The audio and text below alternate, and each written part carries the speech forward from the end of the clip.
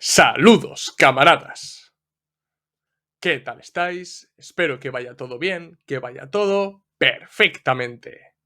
Ya ha pasado un mes desde que HTS tomó el poder en Siria y poco a poco podemos ver en qué dirección política van a trabajar las nuevas autoridades sirias y el posicionamiento geopolítico del nuevo Estado sirio.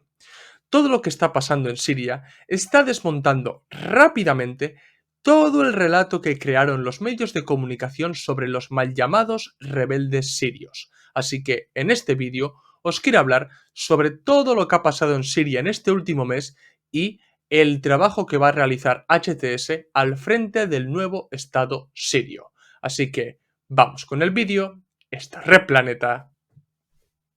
¡Comenzamos!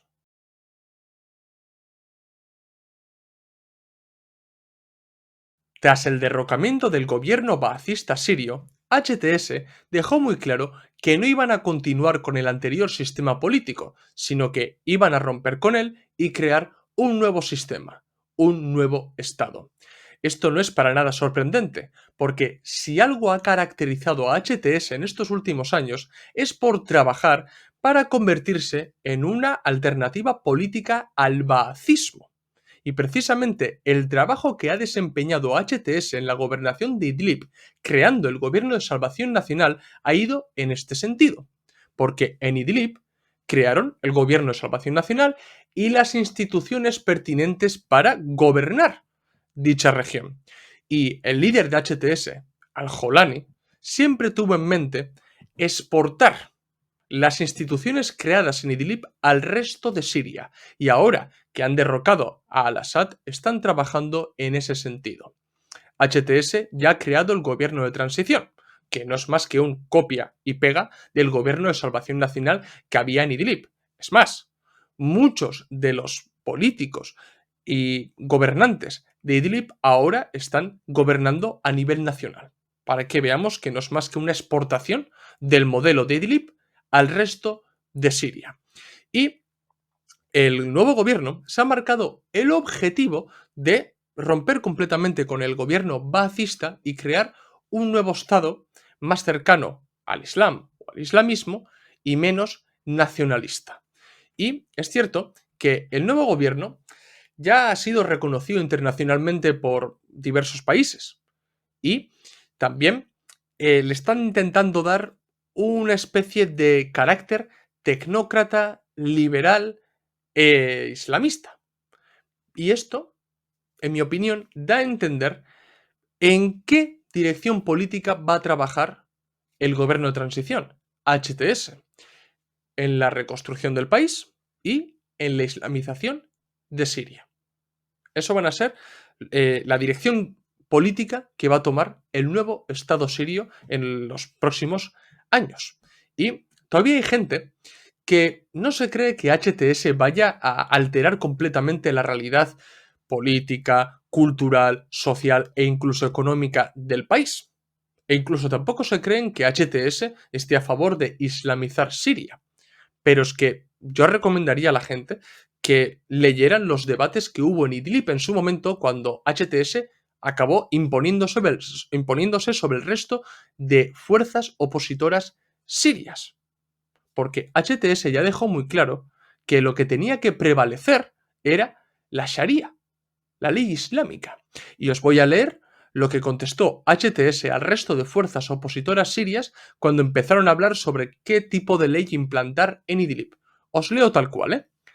La ley islámica es la única fuente de legislación, pues existe la necesidad de preservar la identidad del pueblo musulmán sirio, el derrocamiento del régimen ilegal con todos sus símbolos y pilares y responsabilizarlo por sus crímenes cometidos, así como liberar a los sirios y nuestro territorio de todas las fuerzas de ocupación, ampliando la seguridad y difundiendo la justicia en las zonas liberadas. Creo que queda bastante claro que HTS siempre ha defendido implantar la Sharia. En Idlib la implantó. En su momento, los observadores estadounidenses describieron Idlib como el refugio más seguro de Al-Qaeda desde el 11 de septiembre. Y ese mismo gobierno de salvación nacional protegió a estas organizaciones salafistas que había en Siria. Y ahora HTS lo que está haciendo es exportar estas instituciones al resto del país. Entonces, ¿cómo os podéis creer realmente que HTS no vaya a emprender un proceso de cambio radical en Siria? Porque es que esto ya lo hemos visto. Ya lo hemos visto. Es que no hemos aprendido absolutamente nada de lo que pasó en Afganistán. Porque en su momento, cuando ya las tropas estadounidenses se retiraron de Afganistán, los talibanes intentaron tranquilizar a la comunidad internacional diciendo: no, nosotros vamos a respetar los derechos de las mujeres y de las minorías étnicas y religiosas del país.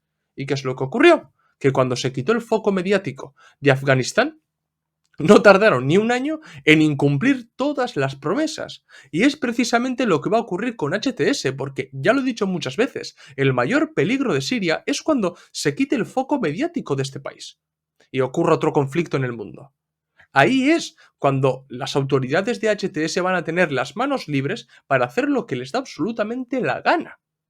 Tal vez no lo harán de una manera tan extrema como lo hicieron los talibanes en Afganistán, pero no, que nos quepa ni la menor duda que HTS, el gobierno de transición, va a acabar con el carácter multiconfesional de Siria, con el nacionalismo sirio, y se va a degradar las condiciones de vida de las mujeres, sobre todo las que no son musulmanas, eh, minorías religiosas y minorías étnicas.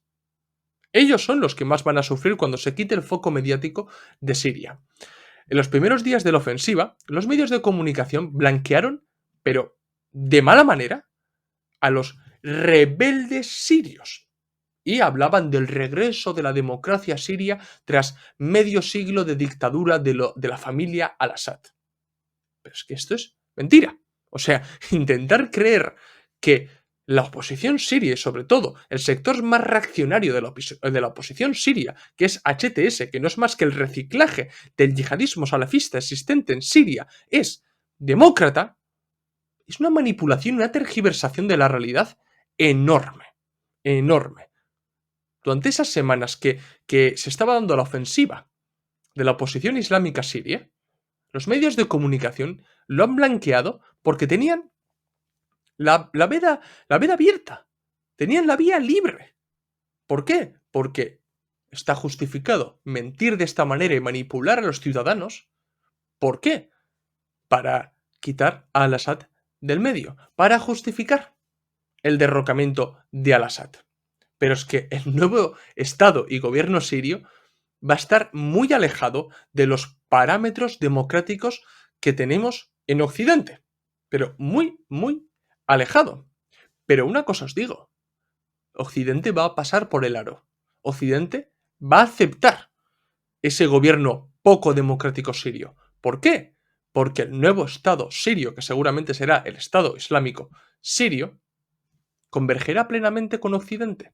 Estará alineado geopolíticamente con Occidente. Y eso hará que Occidente le apoye. Es más, cuando se les ha presionado a las autoridades de HTS sobre las elecciones que se van a celebrar en Siria, que es la prueba máxima de la existencia de una democracia en un país, según Occidente, lógicamente, Al-Jolani ya ha dejado muy claro que no va a haber elecciones hasta dentro de 4 años y no se va a redactar una constitución hasta dentro de 3 años. La excusa que ha puesto: no, tenemos que reconfigurar el país, tenemos que reconstruir el país, tenemos que llegar a una normalización. Pero es que a mí me huele otra cosa. ¿No será que HTS quiere trabajar en los próximos 4 años para homogenizar el país, callar las voces críticas y reprimir a los disidentes del nuevo gobierno sirio para que en las próximas elecciones lo tengan todo de cara para seguir gobernando? ¿No será eso lo que está buscando realmente Al-Jolani y los suyos? Porque claro, de esta gente y todo el historial que tienen por detrás, no nos podemos fiar absolutamente nada. Y bueno, no hay nada más que ver lo que ha pasado en las últimas semanas, porque la represión ha continuado. Las persecuciones hacia las minorías religiosas, étnicas y nacionales han continuado. Incluso las matanzas. Entonces, ¿de qué estamos hablando? Porque además Toda esta represión demuestra dos cosas. Por un lado, que HTS no puede controlar a todas las organizaciones islamistas que en su momento agrupó. Y por otro lado, que existe la intención de homogenizar el país y de islamizarlo, lógicamente. Otras medidas que también ha anunciado el gobierno de transición de Siria, que está liderado por HTS, son las siguientes. Por un lado, la liberalización plena de la economía siria. Si algo ha caracterizado al baacismo en Siria, y sobre todo en el aspecto económico, es porque el Estado intervenía en la economía y se intentaba buscar una economía de mercado con cierto componente o carácter social, que está totalmente alejado de esas dinámicas neoliberales que tanto se destilan en Occidente. Y eso sí era una característica bastante importante del baacismo, que no siempre se ha hecho de la misma manera y también ha tenido sanciones sirias muy fuertes como la ley César que en su momento le puso Estados Unidos. Pero el baacismo sí que se ha caracterizado por esa economía de mercado con fuerte componente o carácter social. Pues bien, una vez que ha sido derrocado el baacismo, ha sido derrocado al-Assad, la economía siria está condenada a liberalizarse y privatizarse y seguramente Siria se va a convertir en un país de extracción de recursos para terceros países y sobre todo para las dos potencias regionales que son Turquía y Siria. Es decir, normalizar lo que se ha venido dando en Siria de manera clandestina en los últimos años y ya está. Es decir, legalizarlo, legalizar el robo de petróleo que ha estado haciendo Estados Unidos en los últimos años y dar también su parte del pastel a Turquía e Israel.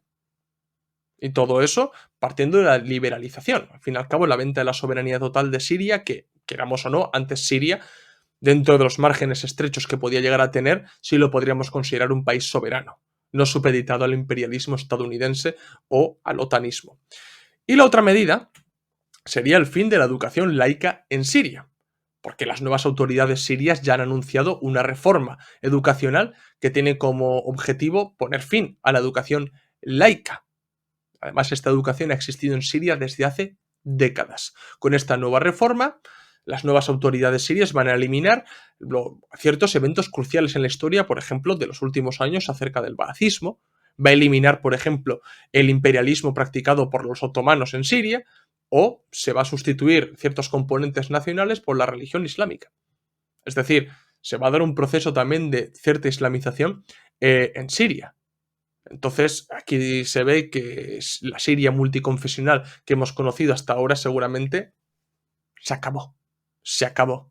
Eso es lo que mucha gente en Occidente ha estado aplaudiendo estas últimas semanas y que ahora se están llevando las manos a la cabeza cuando empiezan a informarse sobre quién son Al-Jolani y compañía. Y lo que ha pasado en Siria también saca a la luz la pugna existente entre dos potencias de Oriente Próximo, que son Turquía e Israel. Israel con sus objetivos expansionistas y por otro lado Turquía con sus ambiciones o aspiraciones irredentistas neo-otomanas. Estos dos países están condenados o a disputarse el terreno, entrar en un choque o a entenderse. Una de dos. No hay más. Y como bien sabréis, Israel aprovechó el derrocamiento de Al-Assad para hacerse con los altos del Golán, sobrepasar la línea púrpura y además entrar de lleno en Siria, quedándose a pocos kilómetros de Damasco. O sea, no se han cortado ni un pelo. Como siempre, Netanyahu ha justificado su acción diciendo que tenían que crear una zona de contención, una zona de protección para garantizar la seguridad de Israel, que es una verdadera falacia. Por su parte, Turquía, a través de sus fuerzas proxy, que es el Ejército Nacional Sirio, ha conseguido hacerse fuerte en el norte de Siria y pretende conseguir su objetivo de poner fin a la cuestión kurda, impedir la creación de un Estado kurdo. Erdogan considera terroristas a los kurdos en Turquía, en Siria y en Irak. Y no va a parar hasta acabar con este problema. Eso lo ha dejado muy, muy claro Erdogan. Entonces, obviamente, Erdogan, al igual que Netanyahu, está usando también verdaderas falacias para poner en marcha su irredentismo turco o neo-otomano y hacerse también con ciertos territorios en el norte. Es que la cuestión de Oriente Próximo, a fin y al cabo, está condenado a concentrarse en dos potencias principales que son Turquía e Israel. Y la pugna va a ser inevitable. Ya os digo, o hablarán y llegarán a un acuerdo o combatirán. Combatirán. Por eso mismo dijimos que Oriente Próximo es un polvorín, es una olla a presión. Porque las consecuencias que puede llegar a tener Oriente Próximo se pueden internacionalizar de una manera brutal. Y las propias autoridades de Israel ya han advertido al Estado Mayor israelí que una guerra con Turquía no es imposible, que se puede dar y se tienen que preparar. Entonces, sabiendo todo esto, surgen varias preguntas. ¿Cómo afecta todo lo que ha pasado en Siria a la causa palestina? ¿En qué situación se quedan los kurdos? ¿Y cómo está lidiando las nuevas autoridades sirias la pugna turco-sionista? Pues bien, voy poco a poco. Primero, con la cuestión palestina. El derrocamiento de Al-Assad ha sido un duro golpe para el eje de la resistencia, porque Palestina y Líbano se quedan desconectados de Irán, porque Siria era utilizado como un corredor terrestre para suministrar armas y logística, al fin y al cabo, en general.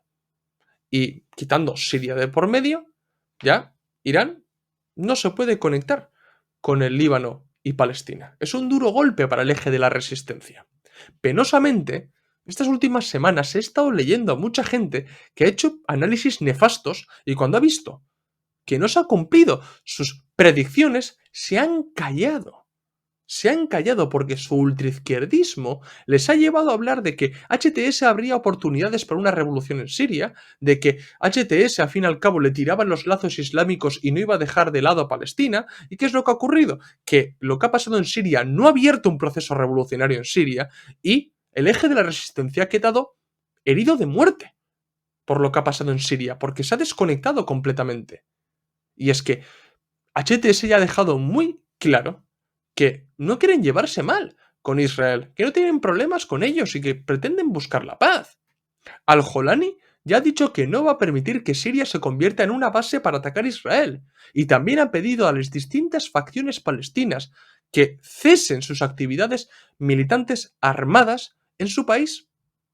Ya lo ha dejado muy claro y por si todo esto fuera poco, en los últimos días las ciertas milicias de HTS han entrado en combates con el ejército libanés en el territorio fronterizo. Es decir, haciéndole además el juego, el trabajo sucio, perdón, a Israel. Entonces, ¿cómo se puede llegar a este tipo de análisis, de pintar a HTS como si abriría una revolución en Siria, como si a HTS le importara algo de Palestina? O sea, no se pueden hacer este tipo de análisis y además con esa prepotencia de creer que se tiene la razón. Hay que estudiar. Hay que ver las contradicciones que existen en el mundo árabe e islámico y entender también cómo se traspasan estas contradicciones a la geopolítica. Pero no, lo más fácil es llamar campistas y larperos y geopolíticos estalinistas y demás chorradas en vez de hacer un análisis materialista de lo que está pasando en Siria. En cuanto a los kurdos, tenéis que tener en cuenta que los combates no han cesado, porque ahora mismo se están produciendo combates entre el Ejército Nacional Sirio, que es la fuerza proxy de Turquía, y las Fuerzas Democráticas de Siria, que son las fuerzas armadas de las milicias kurdas. Turquía no va a parar hasta deshacerse de los kurdos. E incluso recientemente ha dicho que si hace falta, invadirán Siria para acabar ellos personalmente con la cuestión siria. Perdón, con la cuestión kurda. Lo han dicho claramente. Y es que, aunque parezca que los kurdos puedan suponer la última resistencia en Siria, hay que tener muy en cuenta que el aliado natural ahora mismo y desde hace unos años de los kurdos es Estados Unidos. Es Estados Unidos. Y esto muchos ultraizquierdistas lo omiten. O, no, pero ¿con quién se va a liar? ¿Con Estados Unidos? ¡No! O sea, yo creo que es una línea roja para cualquier organización militar. Cualquier organización militar. Es que es el principal valedor de los kurdos, Estados Unidos. Y Además, por si todo esto fuera poco, recientemente han empezado ciertas conversaciones entre las autoridades turcas y el líder del Partido de los Trabajadores de Kurdistán, PKK, Abdullah Öcalan, para llegar a una especie de paz. Öcalan se muestra incluso dispuesto a disolver las milicias kurdas a cambio de su libertad, que es lo que le ha propuesto ciertas autoridades turcas, ciertos partidos de Turquía. O sea, además, Öcalan ha argumentado su nueva postura política diciendo que en la nueva situación de Oriente Próximo los objetivos kurdos son imposibles de realizar, son imposibles de conquistar, así que lo mejor es buscar la paz.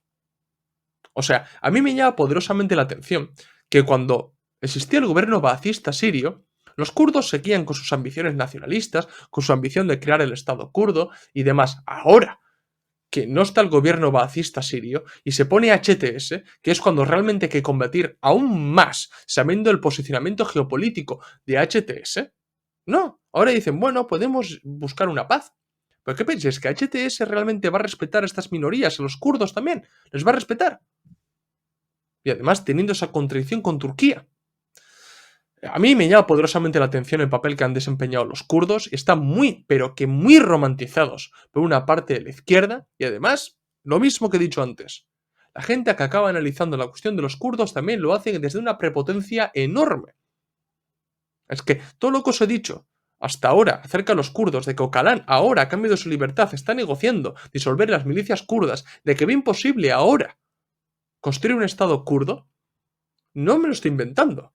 Es lo que realmente está diciendo el líder del Partido de los Trabajadores de Kurdistán.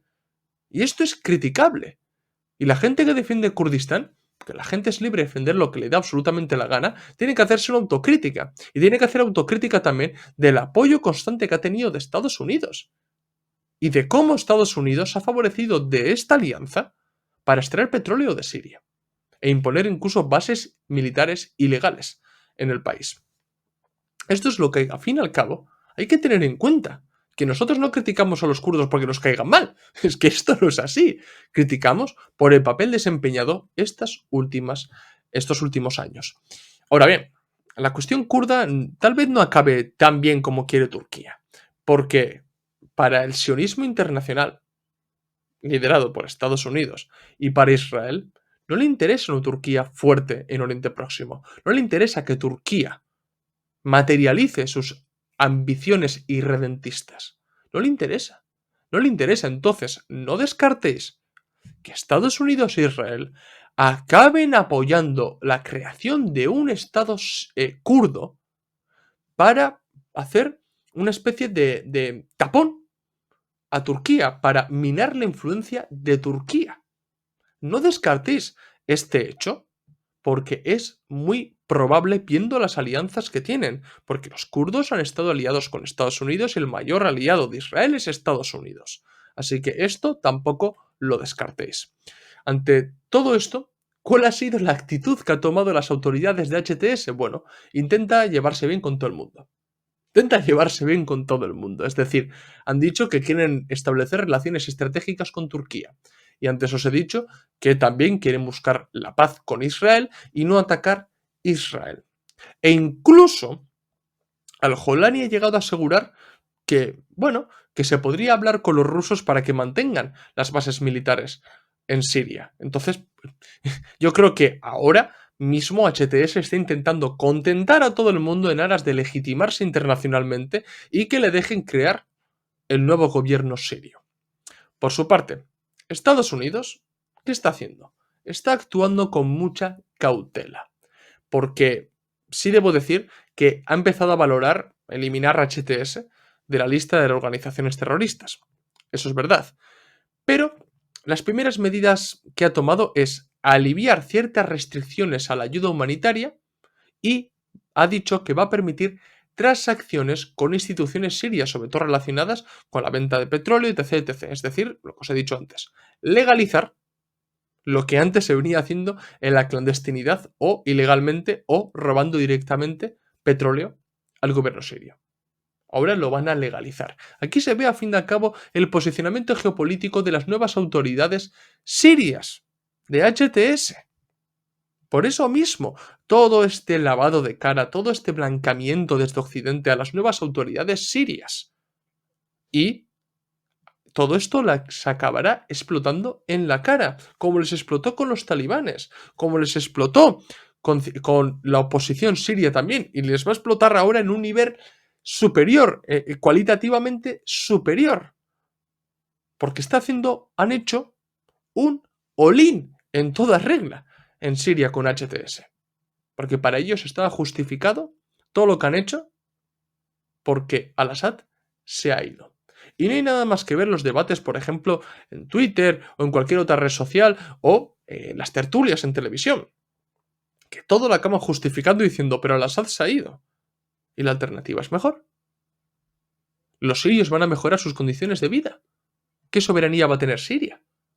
¿Qué maniobrabilidad en política nacional va a tener Siria? ¿Qué clase de economía van a tener? ¿Ultraliberal? ¿Homóloga a cualquier otro país de Occidente? ¿Al estilo Arabia Saudita? Es que esto es lo que la gente tiene que pensar. Y dejar de blanquear este tipo de personajes como Al-Jolani. Que ya vemos el pasado que tiene. Ya hice un vídeo desenmascarando al Jolani. Y me sorprende enormemente que todavía haya gente que defienda lo indefendible. Porque es que es indefendible defender a HTS. Y quien lo defiende únicamente por intereses o por ignorancia. Pero los que lo hacen conscientemente lo hacen por intereses. Yo lo tengo muy claro. Y creo que los comunistas no podemos aportar a este blanqueamiento. Al contrario, tenemos que criticarlo. Y tenemos que apoyar los distintos grupos de resistencia que se puedan crear en Siria. Apoyarlos. Y también criticar los distintos papeles que han llegado a desempeñar, por ejemplo, Rusia o Irán, que ya dedicaré un vídeo a esa cuestión porque da para un vídeo entero. Y no simplemente saltar por encima, ¿no? Hay que ser críticos también. Porque aquí nadie se salva, porque lo que ha pasado en Siria ha sido demasiado escandaloso. Demasiado escandaloso. Y lo peor de todo es que, aparte del pueblo sirio, los que más van a pagar todo esto son los palestinos y veremos qué es lo que ocurre en Líbano después de que se termine el fuego entre Israel y el Líbano. Porque ya teniendo Siria como se tiene, el Hezbollah y Líbano en general no estará en disposición de hacerle frente a Israel como ya lo ha hecho el año pasado. Así que veremos qué es lo que ocurre. Así que bueno, camaradas, lo voy a dejar aquí. Espero que os haya gustado el vídeo. Si es así, dejadme un like. Si sois nuevos, suscribiros al canal. Recordad que en la descripción del vídeo tenéis el enlace de PayPal para donarnos dinero, ayudarnos a crecer y que podamos seguir manteniendo el canal. También tenéis en la descripción del vídeo los enlaces de los documentos y libros que tenemos a la venta en Unroad. Y nada, seguidnos en las redes sociales, Twitter, Facebook, Instagram y TikTok, donde subimos nuevo contenido a diario o casi a diario. Esto es todo. Nos vemos en el próximo vídeo. ¡Salud, camaradas!